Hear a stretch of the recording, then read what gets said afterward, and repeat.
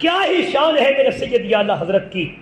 آپ کا کلام کلاموں کا امام ہے، اور سید اعلیٰ حضرت وہ امام ہے جو اماموں کے امام ہے. قربان جائے آپ کے عشق و محبت کے اوپر.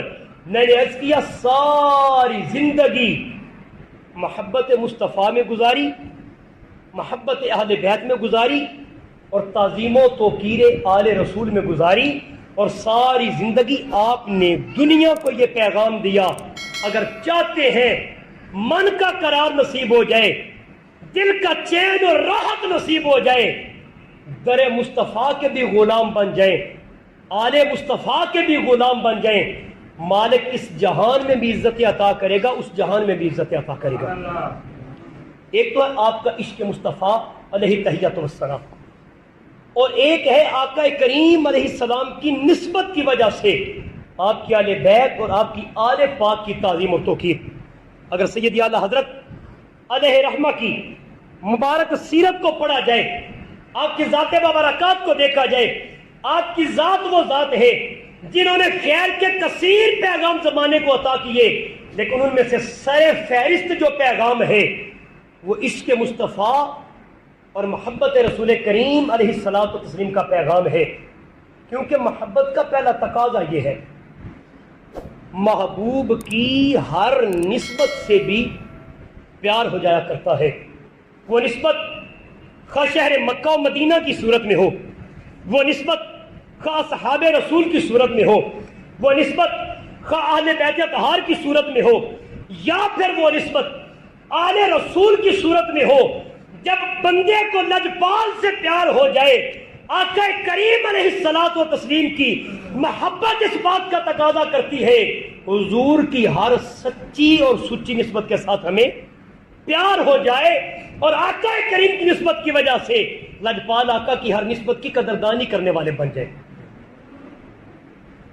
اور یہ بس اللہ رب العزت نے سید اعلیٰ حضرت کو کما حق ہو عطا فرما رکھا تھا کہ آپ لجپال آقا صلی اللہ تعالی وسلم کی ہر نسبت کے ساتھ ٹوٹ کر پیار کرتے تھے. آئیے اس میں سے ایک مثال آپ کے سامنے رکھنا چاہتا ہوں. لجپال آقا صلی اللہ تعالی علیہ وسلم کی آل پاک کا اتنا پیار اللہ نے آپ کو عطا فرما رکھا تھا. میرے سیدی اعلیٰ حضرت علیہ رحمہ کو اتنی تعظیم اور اتنی توقیر فرمایا کرتے تھے.